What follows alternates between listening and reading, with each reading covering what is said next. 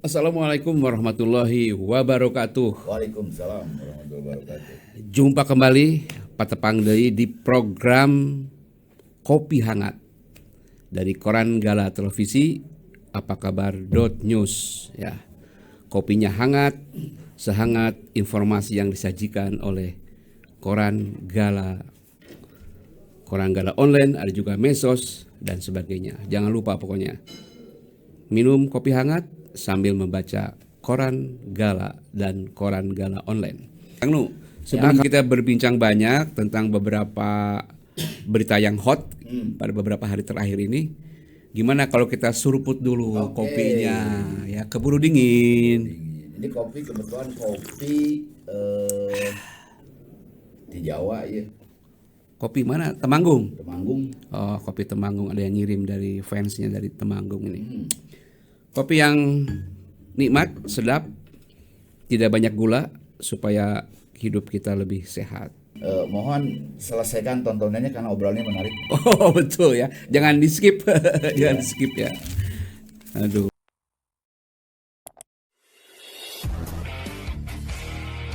Kali ini saya berbincang bersama Kang Nu Firman. Damang. Alhamdulillah. Biasa nama nyaliranya. Oh ya, nyalira biasanya kan. Kang Nu Firman ini lagi sibuk ngurus negara ya, jadi jadi jarang bertemu, batuknya banyak. Iya. Lo bating mamatahan jelema teteh. Siga nama. Siga nama gitu. Ini punten pemirsa daya batuk-batuk. Ya, dimaklum lah. Baiklah, walaupun sekarang sudah tanggal 19 Agustus, ya belum terlambat kalau kita mengucapkan selamat hari ulang tahun ke-80 bagi negeri tercinta kita ini. 80 Ya, tahun ya. 80 tahun. Salam-salam teh merdeka teh. Terselami merdeka ya. Walaupun di sana sini banyak yang belum merdeka. Saya jadi ingat ucapan Pak Prabowo, Pak Presiden kita sebelumnya itu. Oh, sebelumnya. Beliau bilang bahwa kalau masih ada rakyat yang kelaparan, berarti kita belum merdeka. Iya, betul. Nah, menurut Kang Nunu, ada nggak yang masih kelaparan aja? Wah, banyak, Pak. Oh, Cuman ya kita tidak bisa memotret satu persatu ya. ya, Tapi kasus kelaparan mah da seueurnya. sebenarnya. Nah, contohnya naon? Ya stunting lah masih tinggi. Iya, stunting, itu ya. salah satunya Dari persoalan itunya, kekurangan gizi. persoalan tuange. Kekurangan gizi teh panginten tinu bahan-bahan atau materi-materi pangannya juga yang Tidak? belum memadai. Iya, belum memadai ya Baik secara. kualitas maupun kuantitas. Nah, di dalam kesempatan ini juga kita berdoalah kepada untuk para pahlawan, baik yang tercatat dalam sejarah ataupun yang tidak tercatat dalam sejarah. Dan pahlawan yang tidak tercatat dalam sejarah tentu jumlahnya jauh lebih besar daripada mereka yang tercatat dalam buku-buku sejarah ya. Ya. Karena tidak mungkin kemerdekaan ini akan terwujud tanpa kontribusi seluruh para pahlawan itu ya. Dan secara khusus ya kita kenang selalu lah seorang wanita hebat, wanita pemberani ya, orang Bandung ini, Ibu Inggit Garnasih ya. Tanpa Ibu Inggit mungkin Soekarno ya tidak bisa mengawali gerakan Ya, kebangsaannya. betul di Bandung. Di Bandung ya. Ibu Inggit itu Bung Karno dibuang ikut serta mau ke Ende, ke Bengkulu gitu kan. Kemudian waktu Bung Karno di penjara di Bancai, di Sukamiskin selalu setia juga ya. Itu Bu Inggit. Walaupun akhirnya beliau tidak sempat menginjakan kaki di istana. Iya. Tahun 43 beliau udah pulang ke Bandung lah karena ada persoalan rumah tangga gitu kan. Ya, tapi walaupun jasanya begitu besar bagi perjuangan Bung Karno ya untuk kemerdekaan Indonesia, Ibu Inggit itu sudah 3 kali ya diusulkan jadi pahlawan nasional tapi belum dikabulkan juga. Nah, Gitu. Tidak begitu jelas ya. Mungkin dianggapnya belum memenuhi syarat meren gitu ya. Syaratnya udah. Padahal mah kita tahu lah ya. Atau mungkin ada keberatan dari keluarga Bung Karno mungkin yang masih sekarang ada. Enggak, justru Oh enggak. usulan terakhir itu diajukan oleh Ibu Mega. Boy. 2023 itu Ibu Mega yang ngajukan. Iya, kenapa enggak ya? Ya itu, kenapa enggak gitu ya. Padahal layak lah kita seorang Inggit gitu yang kita tahu sejarahnya perjuangan seperti apa gitu ya. Ya mudah-mudahan pada waktu mendatang bisa menjadi mendapatkan predikat sebagai pahlawan nasional. Ya, Walaupun mudah-mudahan tahun depan lah. mudah-mudahannya yang sepantas atau Pantes bisa. naon deui. Walaupun bagi Ibu Inggit sendiri dan keluarganya mungkin teu diakui ge teu naon. Bukan begitu ya, tapi maksudnya layaklah beliau gitu. Nah, Kang Nu ini ada yang menarik juga nih pada minggu kemarin ya. Dari pidato Pak Presiden ya di depan para anggota dewan itu kan, pidato tahunan Di paripurna ya. paripurna menjelang 17 Agustus. Bahwa beliau itu banyak sih yang penting ya. Tapi banyak antara lain ini beliau menyoal tentang tambang ilegal. Jadi katanya negara berhasil menyelamatkan atau pemerintah berhasil menyelamatkan uang 300 T Dari triliun. sektor energi pertambangan. Nah, itu katanya. Jadi ada berapa tuh? Ada 1063 tambang ilegal yang merugikan negara hingga 300 triliun. Kita angkatnya segara dewa ya angkatnya. Nu 1 miliar 2 miliar. Jadi gini ya, pidato presiden kemarin sebenarnya sih bukan hal yang mengejutkan ya. Itu aneh-aneh ting lah. Aneh-aneh ting karena masalahnya udah lama gitu kan. Cuman memang membuat kita wow seetik benernya. Wow, tapi seetik gitu. Seetik. Kita letik WO orang letik lah. Karena disampaikan di sidang paripurna. Paripurna dewan. Artinya itu statement resmi ya, kenegaraan. Artinya negara mungkin ini sudah mengakui ya, pemerintah mengakui persoalan itu ya serius gitu. Nah, tinggal tunggu aja lah keseriusan ini seperti apa. Apakah yang 300 triliun itu memang jumlahnya seperti sebesar itu atau mungkin berkali-kali lebih besar ya. Karena yang diselamatkan itu 1.000 sekian. Nu teu salamat? Nu teu salamat. Nah, Eta bahaya. dan ini dari kapan? Nah, gitu benar. Gitu. Periode kapan ini teh yang 300 T itu? Tapi gini lah ya. Itu sinyal yang patut kita apresiasi lah ya, sinyal bagus ya. Artinya negara, pemerintah melihat persoalan pertambangan ini atau mineral ya, kekayaan bumi kita itu ya memang tidak dikelola dengan baik sampai saat ini. Iya. Beunghar namanya alam urang teh. Mas aya nikel aya batu bara aya naon sih eueuh di urang. Iya bener. No eueuh teh manfaatna jam urang eta. Etanya keur rahayat gitu ya. Tapi keur pejabat-pejabat tertentu mah manfaatnya gede pisan. Gede pisan gitu. Ya, artinya sekali lagi ya ini kita apresiasi ya statement presiden terkait dengan sektor mineral ini ya mudah-mudahan kalaupun ya nanti di tahun depan di pidato kenegaraan juga masalah ini diangkat, ya kita harapkan ya ada perbaikan. Harus ada progres. Harus ada progres, jangan nambah kerugiannya. Ya, betul. Gitu betul. Kan, tapi nambah manfaatnya apa gitu. Kerugiannya ditekan, manfaatnya apa gitu, akan disalurkan kemana. Seperti itu. Lamun misalnya di pidato tahun depan presiden menyatakan kerugian atau yang bisa diselamatkan naik, ya berarti masalahnya lebih lebih banyak berarti. Iya. Nah, hal lain yang menarik juga, presiden ini sudah mencium, kalau kita ambil kesimpulan kan, boleh kan rakyat mengambil kesimpulan. Nah, beliau kan mengatakan kira-kira beginilah garis besarnya mah, akan menindak siapapun backing di belakang tambang ilegal ini, mau jenderal lah, mau pejabat gitu kan. Nah, rakyat bisa menafsirkan bahwa bawa ayah jenderal didinya, pejabat. Ya, rakyat udah pintar ya. Pintar lah. Dan presidennya kuduna lebih pintar dari rakyat. Ya, nah gini. Kenapa presiden ngomong gitu? Karena dia bukan mungkin lah, saya yakin juga sudah dapat lah informasi info dari intelijen ya. Karena intelijen ya pasti usernya presiden. Nah, yang disayangkan itu ya kenapa tidak dirinci? Ya, backingnya saha. Nggak usah sebutkan saja gitu kan. Kalau memang benar gitu, jadi terukur kan tindakan-tindakannya. Kalau misalnya backing disebutkan misalnya dari kalangan militer mana, dari kalangan pejabat di mana, siapa, ya tinggal tunjukin aja. Ya gitu, karena kan akan menindak Ya. Itu kudusian presiden banyak. Kepolisian atau buktikan ke rakyat, dan rakyat pun pasti mendukung. Mendukung lah kita mah bener. Betul, bahwa ini penegakan hukum kudu aya praduga tak bersalah, iya gitu. Tapi kan secara politis harus ada kejelasan, ketegasan. Misalnya ada backing, ya tunjukkan, sebutkan. Iya. Gitu. Iya. Jangan ada backing pejabat bla bla bla bla bla. Itu mah Iya. bosan lahnya kita dengar seperti itu. Nah, coba nanti kita lihat aja nanti Pak Nu ya, misalnya dalam waktu beberapa bulan ke depan aya teu misalnya jenderal nu ditindak, pejabat anu ditindak berkaitan dengan tambang ilegal. Itu risiko ya, konsekuensi dari statement yang disampaikan ke publik, ya memang harus ada tindakan. Iya, betul. Kita tunggu aja lah. Ya, jadi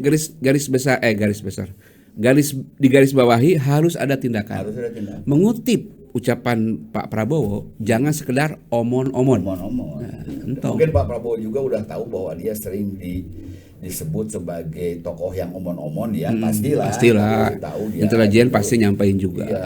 Nah, ini segera akhirilah ada presiden, ada temasnya presiden omon-omon terus. Ya, betul. Nah, kemudian pada pidato itu juga, ya pada hari itu juga ada kabar baik bagi para wakil rakyat kita. Ya, kita patut bersyukur gitu ya. Patut berterima kasih, rasa bangga karena gaji anggota dewan naik. Wow. Oh iya benar.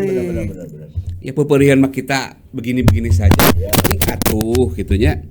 Wakil rakyat kita mah lebih makmur. Ya, kita kan diwakili ya. Diwakili, susuganan rezeki teh kurang nanti katepaan lah. Moal, Pak.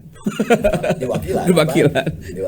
Betul ya. Ya, kita bersyukur tuh karena katanya anggota dewan naik menjadi ya sekitar lebih lah ya dari 100 juta per bulan. Take home pay. Iya, take home pay. Luar biasa. Karena berarti itu UMR khusus ya. Khusus. Dalam munjiganan mah jadi ingat saya kepada wartawan senior di bidang hiburan, Kang Yosi Wijaya. Dina komen FB dia bilang begini, jigana lamun gaji anggota dewan teh UMR, moal daraek teh jadi anggota dewan. Oh iyalah. UMR kan bisa urang kanjing rahayatna gitu nya. Iya. Di UMR kan gitu. Pasti moal daekeun. Nah, ini kegembiraan kita lah nya. Syukurlah gitu nya anggota dewan tuh. Karena katanya kenaikan itu hasil dari kompensasi. Jadi ada bidang lain, yaitu antara lain misalnya rumah dinas yang dihapuskan diganti ku duit. Dan yang pasti geus baroga imah atuh danya. Nya biasana kan meureun di Kalibatanya rumah dinas teh henteu, jadi anu mah dibere we bulanan. Saya jadi inget ieu Kang Nunu. Inget ka kasus DPRD Jabar. Oh iya. Pangyieunkeun rumah dinas 100 biji di Cepagerahan Cimahi. Pas kadienakeun di masa reformasi, mereka menolak untuk mendiami rumah dinas eta. Akhirnya minta we bulanan kompensasi. Iya. Lumayan teh. Uang betul. sewa rumah. Tah juga gitu. Pinter lah dalam persoalan ngakal mah gitunya. Jadi pantesan kamari anggota dewan teh begitu sumringah di ruang sidang teh. Mun teu salah mah aya nu nyanyi-nyanyinya. Oh, joget-joget segala. Joget-joget terus di ruang sidang yang nyanyi di pimpinan sidang. Oh iya. Ya kan? Pales lah tapi tengenahan. Lagu Inggris teh naon sih barat teh? Naon sih Imagine ya? Apa cingcang keling lah nya? Lain lah Imagine. Nah, pokoknya kali itu pora tengenahan. Palingan sumringah gitu, Mang Nu. Ternyata masa depan cerah ya. Oh iya. Aya tambahan gaji. Ya, tapi kan di satu sisi ya Panton ya, kita pun melihatnya kontradiktifnya. Kumaha tah? Menikmat tojanya pisan gitu ya. Di satu sisi di Senayan itu mereka bergembira lah ya naik, tapi di luar Senayan di mana-mana PHK asa ya. Panton punya data PHK kita berapa sekarang? Garis besarnya aja lah. Kurang tingali. Namanya gampang ya teh. Gak orang dewan ya pasti apa? Pasti apa lah tuh udah tinggal di bah Google gak tingali atuh. Iya. Cik mananya? Nya benernya patojaiyah tah cek. Iya. Cek Mang Omon mah patojaiyah jeung kalakuan teh. Tah ini. Nah, ieu mah di KBB we nya, KBB heula nih. Bandung Barat nya, di Bandung Raya. Yang dekat-dekat ya. Yang dekat-dekat. Dalam bulan Januari sampai Juni gitu kalau nggak salah ya. Sebanyak 1.500 pekerja kehilangan pekerjaannya di KBB sejak Januari hingga Agustus 2025. Pihak Dinas Tenaga Kerja KBB menyebut hanya 279 orang dari 32 perusahaan yang melapor secara resmi. Itu yang melapor hanya ratusan. Menurut perkiraan anggota di Snaker mah sampai 1.500 orang. Itu KBB unggul. KBB unggul. Belum yang lainnya. Coba per provinsi berapa Panton misalnya? Provinsinya kalau nggak salah ini ada 3 besar ya di Indonesia itu yang PHK-nya besar gitu ya. Ini untuk seluruh Indonesia saja ya, menurut satu data nih, saya kutip dari satu data nih. Januari hingga Juni 2025 ada sebanyak 42.385 pekerja yang menjadi korban PHK. Ininya dalam waktu 6 bulan terakhir ada 42.000 lebih. 3 besar provinsi yang jumlah PHK-nya gede itu, pertama Jawa Tengah dengan angka 10.995 orang, Jawa Barat 9.494 orang, dan Banten 4.267 orang. Itu provinsi-provinsi yang menjadi pusat industri ya 3 besar itu nasional. Belum lagi yang di provinsi-provinsi lain. Di Jawa Timur lah, menurutnya pasti ya. Ya jadi artinya gini lah ya, di satu sisi kemampuan negara ternyata cukup untuk memberi tambahan gaji penghasilan bagi anggota dewan dan komisaris BUMN dan yang lain-lainnya lah. Nah, tapi di sisi lain pemerintah tidak bisa menahan laju PHK betul ya.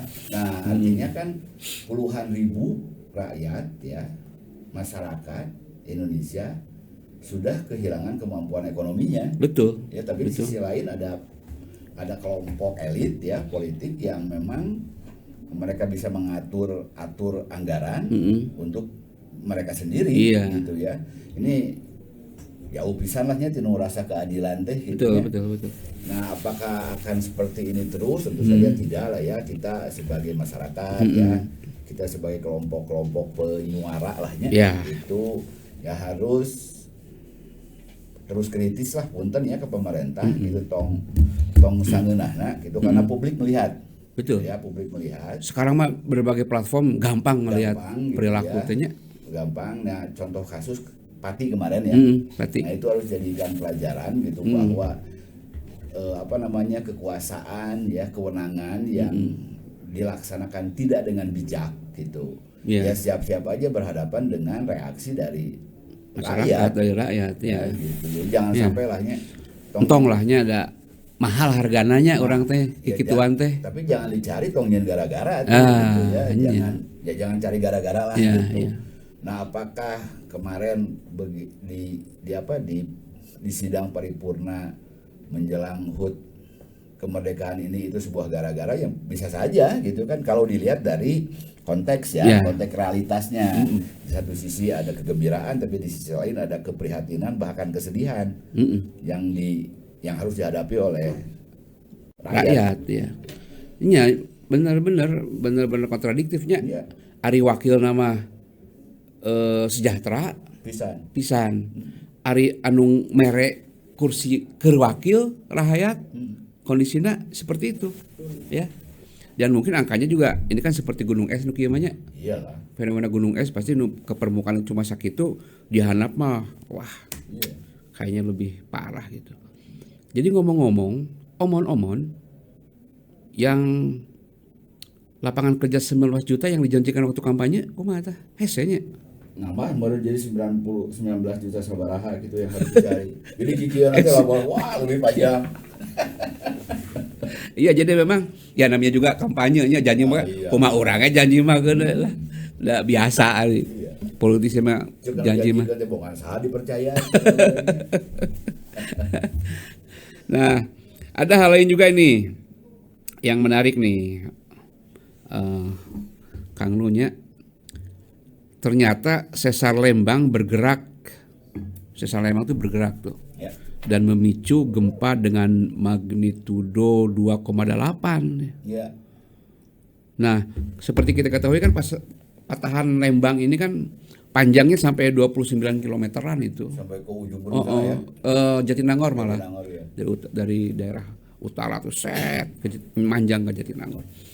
Nah ini kan para ahli sudah bicara soal bahaya kalau sesar Lembang itu bergerak motah gitunya. Ini baru bergerak segitu aja udah kelihatan gempanya.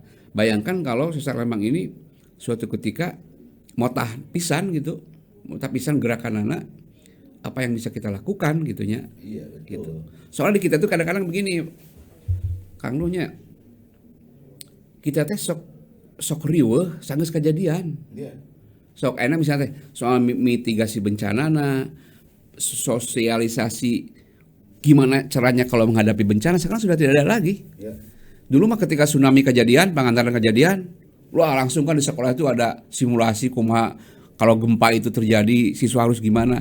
Setelah sekian lama gitunya kejadian itu tsunami salse deui sampai sekarang tuh. Iya betul ya, Panton kan soal sesar Lembang dan ternyata Jawa Barat itu bukan soal sesar Lembang aja ya, banyak. Ya. Cimandiri, wah segala macam. Ya, banyak banget lah sesar-sesar dan itu sudah publik sebenarnya tahu ya karena kajiannya banyak sekali. Ya kajian-kajian terkait dengan pergerakan sesar di Jawa Barat terutama sesar Lembang lah ya. Itu kajiannya sudah banyak gitu ya. Cuman itu tadi betul lah ya. Mitigasinya itu ya belum komprehensif lah ya. Belum menjadi budaya ya. Bahwa bagaimana kita menghadapi itu atau mempersiapkan diri ketika menghadapi bencana ya itu memang belum lah ya, belum terstruktur, belum tersistematis dan belum masif gitu ya. Hanya itu tadi lah ketika ada kejadian baru muncul kesadaran kejadian salse deui gitu. Pertanyaannya betul itu rek nungguan megatrust. Waduh mau kejadian eta moal kapulung pisan nya karena berbagai kajian menyatakan bahwa kalau sesar Lembang bergerak itu ya akan jadi megatrust, artinya yaitu bencana katastrof ya yang daya hancurnya luar biasa. Tapi mudah-mudahan lah ya, kejadian tidak terjadi, tapi pun bahwa kita harus mempersiapkan diri dan itu mah kudu gitu ya.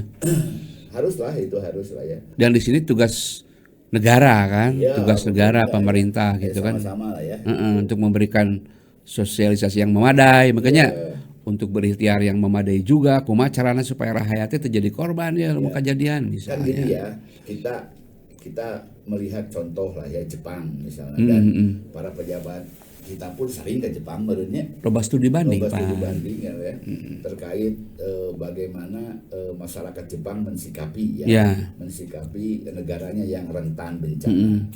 Ya, itu pendidikan usia dininya itu sudah diperkenalkan bagaimana mereka menyelamatkan atau upaya lain yang terkait dengan rescue terkait dengan macam-macam lah yang terkait dengan kebencanaan, terutama prepare ya kesiapan masing-masing individu. Itu kan sudah menjadi budaya.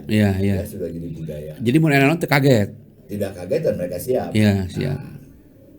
Outputnya apa? Ketika terjadi bencana, sehebat apapun bencana itu, ya risiko terutama korban jiwa ya harus diminimalisasi. Gitu. Dalam misalnya bencana terjadi di kawasan yang tidak ada penduduk ya tentunya bencana itu tidak akan memakan korban, gitu kan. Dan yang menyebabkan kematian itu karena bencana terjadi di daerah padat penduduk. Gitu kan. Kemudian si penduduknya tidak siap. Nah, bayangkan enak Kang Nuh betul ya soal kepadatan penduduk di daerah-daerah yang dia lalui oleh sesar Lembang itunya di Bandung Utara misalnya. Perumahan mewah, penduduk pemukiman memanjang ya teteh, sampai Jatinangor teteh. Kabayang kalau mereka buta terhadap kumaha carana ya nyelamatkan diri gitunya karena kurangnya sosialisasi pada mereka, kebayang korbannya. Udah bencana mah terang abejaan betul. Cara menjadwalkan misalnya enying bencana gitu. Ujug-ujug gitu kan. Nah itu jadi mohonlah kepada pihak yang berwenang juga pemberitahuan sosialisasi bencana itu bukan hanya pada orang-orang yang ada di kota di sini nih, tapi juga di daerah yang nanti kemungkinan akan menjadi lokasi bencana itu. Sasalema kan sudah dipetakan cenah kan. Wah, tos Tah, seueur kajian. seueur lah kajian. Jadi emut ya Kang Nu baheula teh nya aya cenah pemerintah provinsi itu mau menyebarkan cetak biru soal kebencanaan bagi masyarakat supaya mereka lebih paham. Terus waktu kejadian bencana besar di Cianjur, setelah bencana akan dikirim sejumlah orang untuk mempelajari soal kebencanaan di Jepang. Tahu kan Jepang kan. Juga bagaimana caranya membuat rumah yang tahan gempa. Tapi hasilnya studi banding kali itu teh baralik deui gitu. Atau Ya, betah di gitu. Jepang. Ya gitulah intinya mah nya sih orang kudu nungguan heula bencana. Bencana gitu ya. Dengan prepare ti ayeuna lah. Iya. Ya bikin program gitu ya, bikin kurikulum gitu ya, bikin apapun lah yang sifatnya memang panjang jangan Ya. panjang sehingga membentuk budaya gitu. Iya. Ya kan apanya piraku sih dari sekian puluh tahun gitunya kita mengalami ya bukan puluh tahun ngetang sejak Nusantara ini ada kan bencana mah aya wae. Ya. Terus ketika teknologi sedemikian modern kita ada di dunia itu, piraku cara-cara modern gitunya tidak bisa kita jadikan untuk memandu bagaimana caranya agar kita bisa meminimalkan korban pada saat bencana terjadi gitunya. Nah, masih nu hese zaman ayeuna nya. Iya. Nyono hese mah meureun kahayangnya. Niat eueuh. Teu area eueuh niat mah kumaha itu. Nya hese haream cenah bencana mah cenah. Eueuh pulangan. Pulang. Tapi bisa di pulangan. Wah, ya teh. Baheula sok waktu Galunggung tahun 83. Ya, Galunggung meletus 82 apa 83 nya? 82 ya? 83 nya meletus. Akhirnya kan ditemukan penyelewengan bantuan. Jadi aya wae. Oh, ayo bukan aya, Pak. Aya wae. Aya Pak pibatian mah. Nah, ini Kang Nu. Hari ini juga ada berita ini. 5 SMA swasta terpaksa berhenti beroperasi. Oh iya. Nah, jadi ini efek ada dari 5 itu 4 efek dari aturan baru yang diterapkan. Apa sih PPA apa? Nyalah PPA nomor berapa gitunya. PPAS apa namanya? Untuk program pencegahan anak putus sekolah. Iya. Dengan penambahan rombel gitu, rombongan belajar. Nah, 4 merupakan dampak langsung dari kebijakan itu karena sampai ditutupnya pendaftaran mereka hanya bangku itu hanya terisi sekitar 60% gitu. Kalau yang satu lagi mah dampaknya karena ada status tanah lah yang tidak sesuai lah. Gitu. Jadi itu menjadi persoalan. Nah, ini juga jangan dianggap remehnya oleh pembuat kebijakan ini, oleh Pak Demul gitu ya. 5 atau 4 sekolah swasta berhenti beroperasi karena kebijakannya. Jangan menganggap bahwa hanya opat sih, opat mah tuh, nah gitu kan. Nah, pada sisi lain gubernur juga minta maaf ini. Pak Gubernur Demul itu minta maaf jika masih ada anak putus sekolah. Bukan jika sih, ada banyak gitu kan. Harusnya di samping minta maaf kepada masyarakat jika masih ada anak putus sekolah, harusnya juga Pak Demul meminta maaf juga kepada sekolah-sekolah yang terpaksa tutup karena kebijakannya. Gitu ya. Benar. Gitu harus minta maaf juga. Ya namanya juga manusia, kita mah pasti memaafkan hanya kalau beliau minta maaf. Ya, hanya memaafkan ya gitu we. Hapunten nya mah enggak dihapunten pisan. Tapi sok sekali-kali deui. Gitu nya Pak Demul. Iya. Nah, naon deui ya? Ya gini bantuan tapi kan terkait dengan program PPAS. PPAS. Benar PPAS kan? Kira-kira PAPS itu kan ya ada dampak lah ya, ada dampak terhadap sekolah-sekolah swasta dan yang mereka yang terdampak juga sudah melayangkan gugatan kan? Ya, gugatan betul. Ya, kita tunggu saja lah ya seperti apa gugatannya karena di satu sisi mungkin ada yang diuntungkan dengan kebijakan itu ya. Ada juga yang dirugikan. Banyak juga yang dirugikan gitu. Nah, pertanyaannya apakah kebijakan ya terkait dengan pencegahan anak putus sekolah itu sudah tepat Ya kita lihat aja nanti diuji ya Iya. di sidang PT UN kalau memang jadi ini bersidang. Iya. Biasanya mah kan sok eureun di tengah jalan ya. Ya naon Iya. lah gitu. Tapi mudah-mudahan ini untuk membuat terang persoalan. Betul. Ya. Ya seharusnya materi gugatannya itu coba dilanjutkan, kita pengen lihat kajian Ini juga pelajaran bagi kita ya. Pelajaran betul. Ya kita kan tidak bisa menjudge ya, menyalahkan oh iya kebijakan salah, oh iya kuduna kieu kan, enggak juga. Ya. Kebijakan sudah terjadi, dampak sudah muncul dan mungkin keuntungan juga sudah ada ya. Manfaatnya juga mungkin sudah ada ya, tinggal yang efektifnya siga kumaha sih ke depannya seperti itu kan. Karena kita pun dari awal mengkritik lah ya. Beberapa kebijakan yang memang ujung-ujungnya rame gitu kan ya. Apakah hanya dengan permintaan maafnya itu oke lah, harus dengan koreksi terhadap kebijakan itu.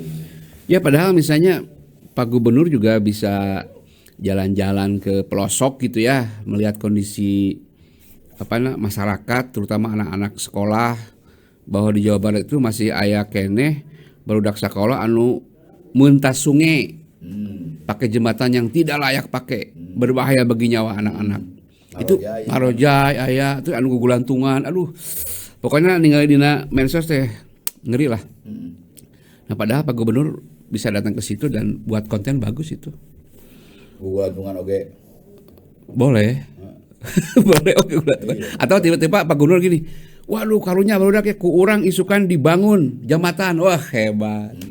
Hebat lah. Benar. Itu sekali-kali Pak Gubernur lah ka ameng kadinya. Nah terus ini ya, dari sekian banyak juga ada beberapa hal yang harus kita soroti juga nih, Panu. Mananya? Tuh, sekarang beberapa pemerintahan ya, ada di Kota Bandung, ada di Kabupaten, ada di Cimahi juga, bikin pernyataan bahwa tidak ada kenaikan PBB di daerahnya gitu. Ya bagus ya. Bagus ya. Daripada tiap hari ramai. Bagus. Sekarang bikin declare gitu ya. Itu naik ke di urang mah kalem, itu naik gitu. Lain mungkin ditaikkeun tapi PBB henteu nya. Ya, Bupati Wali Kota ge power bener. Nah, ini menarik juga nih. Pedagang minta solusi dari Pemprov. Jadi, ini kan ada ratusan kios ya anu ditertibkan di sepanjang Tangkuban Perahu Ciater. Ya. Jadi kata mereka ini kan semula mereka juga mengakui itu bukan tanah mereka, gitu kan. Mereka tuh menempati di situ mula-mula mereka itu sebagai pekerja di PTPN setempatnya di kebon teh. Kemudian karena satu hal merenya perusahaan juga tidak begitu berkembang, akhirnya kan mereka juga berhenti bekerja. Nah untuk menafkahi anak istri, merenya untuk mempertahankan hidup, mereka minta izin pada pihak PTPN untuk menggunakan lahan itu. Diberi izin silahkan. Lama kelamaan di luar para ex pekerja PTPN teh nyarian oge bikin, sehingga mungkin akhirnya sareuseuknya. Penertiban itu bagus kata mereka, dia juga mengaku itu bukan tanah mereka, tapi tolong kami beri solusi. Jangan sampai ketika kios mereka diubrak-abriknya, udah dibersihkan, ditertibkan, mereka tidak tahu apa yang harus mereka lakukan untuk mempertahankan hidup mereka. Pengangguran di wae bertambah ratusan jelema. Gitu kumaha. Setuju lah ya untuk penertiban, setuju lah ya. Iya, setuju kita setuju. Apalagi daerah situ ya, daerah wisata memang kudu tertib, juga puncaknya lumayan bagus lah ya. Komo daerah eta kan diliwatkeun kuihna gubernur ka mana? Ka Subang. Ka Lemur teh Lemur Pakuan. Lemur Pakuan sareuskeun namanya nya. Wah cenah ieu ka kedah lenang bener ya. Ka ibu urang teu tartib ieu kitu nya. Bahaya eta. Ya tapi kan dampaknya ada lah ya. Ini yang harus disikapi. Kalau boleh saran sih ya, gitu kan, kenapa sih untuk mereka-mereka di sektor itu, di sektor informal gitu ya, mumpung jumlahnya masih bisa tertanggulangi, coba beri program padat karya ya, gitu. Untuk apa? Sesuaikan aja kebutuhan, misalnya daerah situ apa padat karyanya, penghijauan revitalisasi atau apapun lah ya. Yang penting si masyarakat itu mendapat jaminan penghasilan ya. Untuk main bongkar tapi solusi seperti itu. Jika di puncak juga kan menyisakan persoalan. Iya, selalu ada masalah lah ya. Selalu ada masalah ya. Ini menariknya, menarik oke ya. Menyiasati kebijakan pembayaran royalti lagu, tempat wisata batasi penampilan organ tunggal. Nah ini kan efek ya, efek kok. Iya. Jadi meureun job-job nu organ tunggal jadi berkurang. Nya penyanyi jadi loba jeda meureunnan. Ini efek dari eta Iya. teh. Ya gini ya Pak Antoni, kita lah ya, dan semua juga sudah tahu lah ya. Ketika program itu dadak-dadakan sporadis ya, gitu ya, tanpa ada sosialisasi, tanpa ada kesadaran, kemudian gitunya, nah mau beres-beres, saya berani bertaruh ya, persoalan ini apa namanya? Royalti lagu. Kayaknya ada leungit sorangan, dar deui biasa deui gitu. Ya, mungkin. Ya karena peraturannya juga tidak ajak, tidak tegak gitu ya, terus juga pelaksanaan juga sama, kemudian kesadaran dari berbagai pihak juga masih rendah. Ya ramai ayeuna lah, ramai sesaat. Dan kebanyakan program kita kan seperti itu. Bobok gitu ya. Ramai biasa deui. Jika non teh, jika pagar laut. Iya, Ini kan kayak rame, gitu. pasti nggak teh aya keneh Ayo, kaina. Jadi inilah nikmatnya lah ya, nikmatnya kita Hidup di Indonesia. berbangsa dan bernegara itu Iya. selalu ada dinamika dan Iya. akan kembali ke semula gitu. Naon-naon jadi masalah, kita hidup dalam masalah tapi menjadi tidak merasa bermasalah karena kita bagian dari masalah. Gitu. Benar. Jadi nikmat dina masalah. Iya, seperti itu. Terakhir nih, Kang Nu ya. Ini terakhir nih ya. Karena kita sudah berbicara cukup panjang ini, bisa menghabiskan waktu. Nggak apa-apa lah. Ini ada berita yang kita tunggu-tunggu nih. Nah, ini persoalan ibadah teh apa Nu ya? Nih, KPK segera umumkan tersangka. Kerugian negara kasus korupsi kuota haji capai 1 triliun tuh. Triliun di wae. Bayangkan, aya 100-an katanya, segera 100-an travel anu terlibat. Iya. Bayangkan, Bukan terlibat, dilibatkan. dilibatkannya. Ya karena kan butuh sistem itu. Ada yang menguasai kuota, ada yang punya kewenangan mengatur kuota, kemudian kan harus ada yang menjual kuota-kuota itu. Iya. Jadi di mananya disebutkan bahwa mereka tuh setornya. Setor itu ada yang dari belasan juta sampai ratusan juta. Iyalah. Lumayan ya. Lumayan. Sok. Ya kan saya nggak tahu detailnya ya pemirsa, tapi kan dari kuota misalnya 200.000 ya, kan yang dialokasikan untuk haji khusus itu sebenarnya kan 9 atau 8%, saya nggak tahu lah ya. Kecil sebetulnya. Ya, tapi tiba-tiba si Menteri Agama waktu itu kan mengeluarkan Kebijakan. surat apa ya, SK SK-nya. SK Menteri Agama itu hampir setengahnya Pak Iya. dijadikan haji khusus, artinya Iya. kan dijual dengan harga haji khusus. Dan yang haji reguler berapa, 50 sekian, berapa sih? Saya persisnya tidak Ya begitu 50 lah hafal. katakanlah 50 juta. Ketika jadi haji khusus itu harganya dari 150 sampai 500 juta. Kan eloknya ini. Itu haji reguler.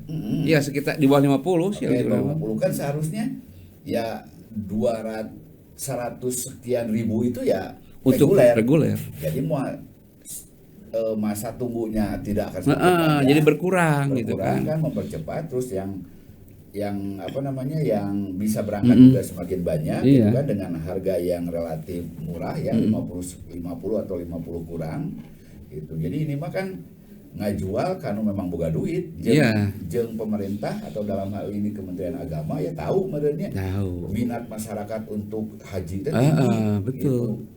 Jadi saya sieun dosanya ngabahas ieu ya. Karena saya pengen ngomong gini, itu kan urusan ibadah. Ya. Tapi justru gitu Kang Nu, orang yang mengerti akan seluk-beluk ibadah ya, kalau dia punya niat untuk korup, dia bisa lebih mulus untuk melakukannya. Bener. Karena mereka mendagangkan dalil gitu loh. Babacaan apa? Sok kieu engke ditu raos engke kieu ditempatkan di hotel kieu sok ieu mah insyaallah. Nah, kan kita kan mengangkat ya, Korangala mengangkat, KPK akan segera umumkan tersangka. Ya segera umumkan dan segera proses dan segera hukum seberat-beratnya ya. Iya. Karena bukan hanya kerugian negara yang saya rasa lebih dari 1 triliun ya. Ya, pastilah. Itu, tapi yang paling merugikan itu yang menyiksa umat ya. Betul. Menghalangi Iya. umat yang akan melaksanakan Ibadah haji. Kebayang tuh Pak, geus nabung geus nano niat ibadah. Gitu kan, terus dibohongi ya oleh sistem. Sehingga si niat itu terulur. Aya kekecewaan deui. Kekecewaan bisa Mangkol terjadi ya. Gitu. Jadi kalau kita ngomong gitu ajab lah sekarang lah gitu. Mereka lagi jelas. Iya, emang ngadoreksakeun rahayat jeung calon haji gitu nya. Entong ningali, oh iya mah kan urusan agama. Justru mereka teh yang merusak agama teh nu kieu ceug saya mah. Gitu. Nah, jadi Cuyahnya kebayang. Kabayang atuh sator sakitu mah. Jadi tapi manyap sih si Menteri Agama waktu itu teh. Payakut. Nah, makanya sih duit sakitu ku yakut sorangannya. Aya di mana-mana ge lamun di pamerintahan mah cenah korupsi teh berjamaah. Ya nyalah Gitu. kan. Aya imamna gitu, aya makmumna saha itu teh berjamaah. Ya perebotna. Aya marbotna aya gitu. Nah, jadi dulu itu kan maksudnya pemerintahan yang lalu melobi Arab Saudi penambahan kuota itu maksudnya untuk memperpendek masa tunggu, waiting list para calhad nih gitu kan. Tapi ternyata kejadiannya kieu dijual. Jadi kita usul lah aspirasi kepada KPK segera tetapkan tersangka, jangan pandang bulu, jangan pilih bulu. Pokoknya bulu naon wae sikat. Begitu Kang Nu ya? Iya. Oke, itu perbincangan kita Agak panjang ya? pada hari agak panjang. Tidak apa-apa karena banyak hal yang kita bahas ya. Terima kasih sudah menyimak video kita dan semoga kita bisa berjumpa lagi pada tayangan berikutnya. Aduh, telepon. Oke, bentar. Halo? Oh, sudah selesai programnya. Oh iya. Nanti pada program yang akan datang saja boleh nelpon lagi, oke? Untuk kita tadi atau nelpon. Oke, Bang. Waalaikumsalam. Tuh yang mau ngomong tapi telat. Sudah ditutup. Oke, Bang. Hatur nuhun. Assalamualaikum warahmatullahi wabarakatuh. Waalaikumsalam. Soruput.